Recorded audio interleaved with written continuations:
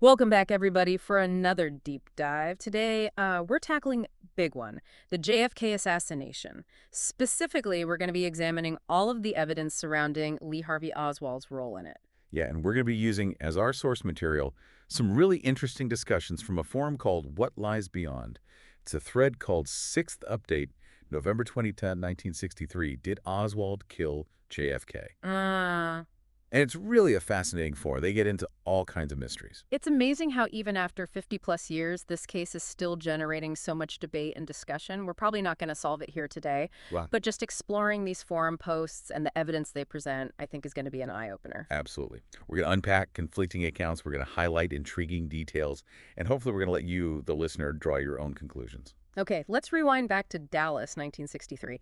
JFK is about to make his visit, and we have Jackie Kennedy meticulously planning her outfits. Yes, that pink Chanel suit. Yeah. Tragic and iconic. And it wasn't just a fashion choice, right? Jackie herself recalled that JFK was acutely aware of the rich Republican women that they would be meeting. And he wanted her to look as marvelous as any of them, even telling her to show these Texans what good taste really is. Poignant, knowing what was to come. Absolutely.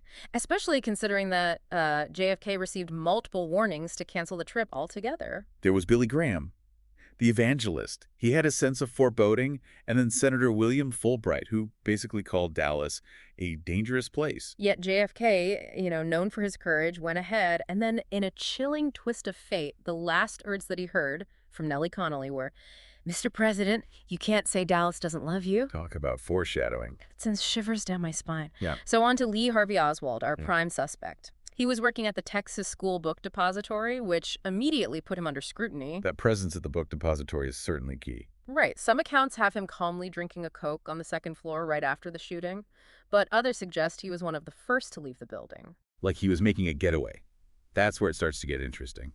And then there's the fact that he went back to his rooming house to grab a pistol and ammunition after the assassination. Now, what does that tell us? Was it sudden fear? Or was it premeditation? Or is there something else we're missing entirely? Those are the questions that loom large over this whole case.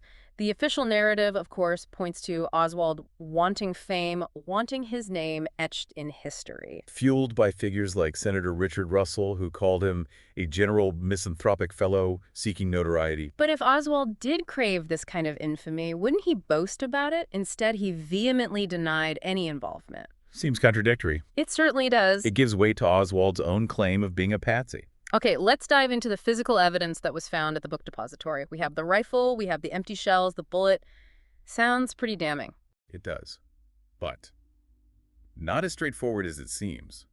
Ballistic tests connect the shells and bullet to the rifle. The rifle tentatively linked to Oswald. But when you dig deeper, things get murky. For example, do we have concrete proof that Oswald even brought that rifle into the building? So no fingerprints tying him to the weapon? Not on the rifle itself. Hmm? Then there's the fact that 2 other guns were found in the building, and there's still debate about exactly where each one was. Then there's the sniper's nest itself, built from boxes. Those boxes were dusted for prints, and none of them matched Oswald. Hold on. If Oswald built that nest to shoot from, wouldn't his prints be all over those boxes? You would think so. And then, to add to that mystery, we don't have a single credible eyewitness putting Oswald on the 6th floor during the shooting, or even right before or after. But didn't some witnesses claim to see someone in the window? They did, but descriptions varied wildly. One described someone who could have been Oswald. But later, when they saw him face to face, they couldn't positively identify him. Others described 1 or 2 men with different appearances. It's just a jumble of conflicting accounts. Okay, so we have no solid physical evidence linking Oswald to the sniper's nest. We have conflicting eyewitness accounts. And his actions after the shooting seem questionable at best. What about the shooting of Officer J.D. Tippit? Ah, yes. This is where things get even more complicated. From what I've gathered from the forum posts, this is kind of the timeline as we understand it. We have Helen Markham, who is the only person with a clear view of the Tippit shooting. She placed it between 1:06 and 1:07 p.m., and she was leaving her house to catch the 1:12 bus. It's important to remember here that the call reporting Officer Tippit's murder was made using the radio in his patrol car, and the 2 witnesses who made that call stated they did so several minutes after the shooting itself. Right, adding another layer to the timeline puzzle. Then we have Domingo Benavides. He was the closest eyewitness and saw the gunman run off. He waited for a few minutes before checking on Officer Tippit and trying to use the car radio, but it didn't work. And then T.F. Boley arrives at the scene, sees Tippit, checks his watch, it's 1:10 p.m., tries to help, takes the radio some Benavides, and finally gets through to the dispatcher at 1:16 p.m. So a lot of moving parts here, and the timeline around the shooting itself is a bit murky. It is. But here's the kicker. The only confirmed sighting of Oswald around this time places him at a bus stop outside of his rooming house waiting for a northbound bus. This bus stop was almost a mile south of where Officer Tippit was shot. Wait, so Oswald was seen a mile away just minutes before the shooting? Exactly. Oswald's landlady, Erlene Roberts, is adamant she saw him there no earlier than 1:03 p.m. That leaves a maximum of 7 minutes between that sighting and when Officer Tippit was shot. That doesn't leave much time to travel a mile, especially on foot. It gets worse. Both the FBI and the Secret Service timed how long it would take to walk briskly from Oswald's rooming house to the murder scene. They both concluded it would take at least 12 minutes. So if Oswald was seen at 1.03 a mile away, how could he possibly be at the murder scene just 3 minutes later? It simply doesn't. And this is where those forum posters really dig in. They point out this impossible timeline and start exploring its implications. Could someone else have shot Officer Tippit? Or was Oswald somewhere else entirely and the witness accounts are mistaken? It opens up a whole new can of worms. It's like we're peeling back layers of an onion, and each layer reveals more questions than answers. Yeah. The forum posts also dive into some pretty intriguing theories about Lyndon B. Johnson's potential involvement. Oh, yeah. Well, Jackie Kennedy herself, in those secretly recorded tapes, voiced her deep worry about Johnson possibly becoming president and stated her belief that he was behind the assassination. Wow, it's amazing how those tapes, made shortly after the assassination, remained secret for so long. Why do you think they were kept hidden for decades? You know, I think the tapes offer a glimpse into a very raw, vulnerable side of Jackie Kennedy. And they capture her immediate thoughts and fears in the wake of this national tragedy. And they also contain some very pointed accusations against Johnson, which, could have had significant political ramifications if they had been released at the time. Yeah, Jackie also talked about JFK's growing concern over what might happen to the country if Johnson took the helm. That's right. It seems that JFK was actively looking to replace Johnson on the 1968 ticket. He'd spoken to Bobby Kennedy and others about finding a different running mate. It seems he felt he couldn't just drop Johnson in '64. But he was definitely having second thoughts about his long-term leadership. This is incredible. We're talking about motives that reach far beyond a lone gunman seeking fame. This suggests a potential power grab, a conspiracy at the highest levels. And then there's the issue of the Secret Service's actions that day. Author William Manchester, who wrote Death of a President, was particularly critical of the age and reflexes of the agents assigned to protect JFK in Dallas. Yeah, he specifically points out the driver of the limo, who was 54, and the agent right next to him was 48. Older than you'd expect for agents in such crucial roles. Right. Manchester argued that they were in a position to react after the first shot, but they remained frozen for a critical 5 seconds. This begs the question, who made the decision about which agents would be guarding the president that day? These are the details that often get overlooked, but they're absolutely crucial to understanding the full picture. Speaking of overlooked details, the forum discussion brought up another fascinating theory, one centered on jealousy. Oh, really? Yeah. It might sound a little bit outlandish at first, but stick with me. In Priscilla Johnson McMillan's book, Marina and Lee, we see that both Lee and Marina Oswald, like many couples back then, were captivated by the Kennedys. It was the era of Camelot. Ah, yes, the Kennedys, the closest thing America had to royalty. Right. However, Marina's admiration for JFK went beyond mere fascination. McMillan describes it as schoolgirl crush. She was constantly looking for pictures of him in magazines, and even insisting that Oswald translate any articles about the Kennedys for her. So, a little bit of an infatuation with the president, could that have caused some friction in their marriage? It's certainly possible. McMillan even quotes Marina telling Lee he is very attractive. I can't say what he is as president, but I mean as a man. Wow, that's pretty direct. Imagine the tension that could create, especially given Oswald's own volatile personality. Exactly. Could something as seemingly trivial as male jealousy have factored into this? It's a theory that deserves consideration. After all, history is full of examples where personal grievances have ignited major events. That's a fascinating angle that I hadn't considered before. It really humanizes this whole story. The forum posts also delve into the perspective of Buell Wesley Frazier, Oswald's coworker who drove him to work that day. Oh yeah, Frazier. He provides valuable insight into Oswald as a person. Mm. He describes him as a nice guy, a fast learner, and a good worker. He even mentioned that Oswald was particularly fond of children, which is a side of him we rarely hear about. These personal details really help us see beyond the assassin label and glimpse the human being behind it all. Right. Frazier also shared his experience after the shooting. He was relentlessly interrogated by the police, pressured to confess to being involved. They even presented him with a pre-typed confession. Can you imagine that pressure? To be thrust into such a situation accused of a crime you didn't commit? It's mind-boggling.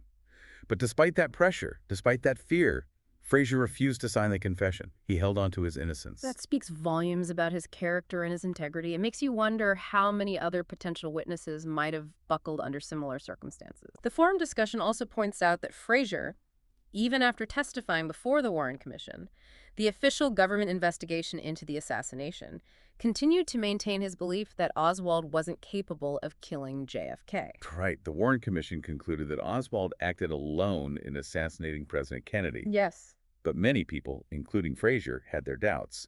He specifically refuted the idea that Oswald brought the rifle to work that day.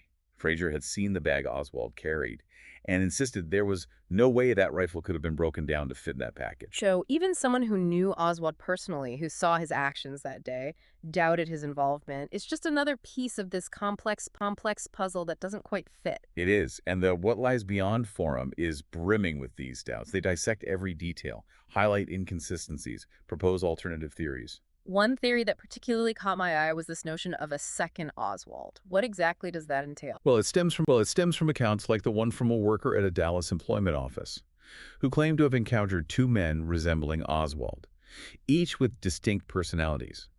Imagine meeting two people who look identical, yet their mannerisms and their personalities are completely different. It's like straight out of a spy novel. So the theory suggests that someone who looked like Oswald might have been involved. Precisely. Yeah. It's just one of many alternative explanations that challenge the official narrative. And then there's the discussion about the impossibility of Oswald reloading his revolver after shooting Officer Tippit. Right. The forum member, Catherine, brings up the fact that the police reported finding 4 shell casings at the scene. But Oswald's gun was a revolver. Now, for those of you who might not be familiar with firearms, a revolver works differently than a semi-automatic pistol. Yes, it does. In a revolver, the bullets are loaded into a revolving cylinder. When you fire, the cylinder rotates to align the next bullet with the barrel. The crucial point here is that revolvers don't eject spent casings. They remain in the cylinder. So if Oswald fired 4 shots, he would have had to stop, open the cylinder, remove the empty casings and reload, all under immense pressure and with very limited time. Yeah, it seems highly improbable. Bordering on impossible, especially given the circumstances, Right. raises serious doubts about the official account of the Tippit shooting. And let's not forget the discussion about Oswald being the perfect patsy. Ah, yes. The idea that he was deliberately chosen as the scapegoat because his background made him an easy target to blame. The forum member Joanna summed it up perfectly. She pointed out that Oswald's history as a communist, his time in the Soviet Union, his Russian wife, all painted him as a suspicious figure in the eyes of many Americans. If someone or some group wanted to orchestrate this assassination and ensure minimal pushback, Oswald was the ideal candidate to frame. It's a chilling thought that emerges from these forum discussions. Could there be more to this story than we've been led to believe? Could the truth about JFK's assassination be far more complex and sinister than the official narrative suggests? The fact that certain documents related to the assassination remain classified to this day only adds fuel to the fire. What are they hiding? It certainly makes you wonder, doesn't it? The idea that there's information out there that could potentially rewrite our understanding of this pivotal moment in history. It's both fascinating and unsettling. Wow. This deep dive into the What Lies Beyond forum has been an incredible journey. It feels like instead of getting closer to a definitive answer, we've just uncovered even more questions about the JFK assassination. Yeah, that seems to happen a lot with this case. The more you delve into it, the more complex and nuanced it becomes. But I think that's what makes it so captivating, right? It forces us to think critically, to question those official narratives, to consider all those alternative perspectives. Exactly, and that's the beauty of these forums like What Lies Beyond. They encourage that open discussion, that sharing of evidence, and the exploration of different interpretations. It's a reminder that history isn't always a clear-cut story, right? It's full of gaps, inconsistencies, unanswered questions.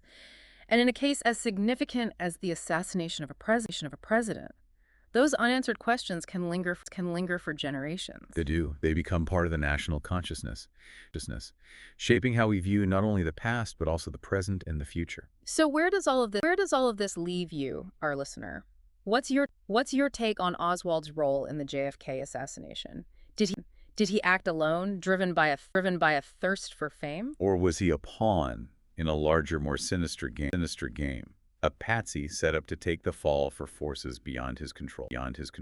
We've explored the evidence, the conflicting accounts, the various theories. Is there another explanation we haven't even considered? Something that might completely change our understanding of this tragic event? It's possible. We encourage you to keep digging, keep questioning, and keep an open mind. Absolutely. There's a vast amount of information out there: books, articles, documentaries, even those What Lies Beyond forum posts. Oh yeah. Don't be afraid to delve into those primary sources. Examine the evidence firsthand.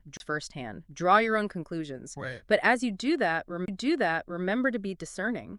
Weigh the evidence carefully, and consider the biases that might shape different perspectives. Good advice. The truth, as they say, is out there, and it's up to each of us to seek it out, even if it means venturing into the unsettling unknown. Absolutely. This deep dive into the JFK assassination has been a journey into the heart of mystery and intrigue. But ultimately, the answers, or at least the best possible interpretations, lie with each individual. They do. So keep exploring, keep questioning, and most importantly, keep thinking critically.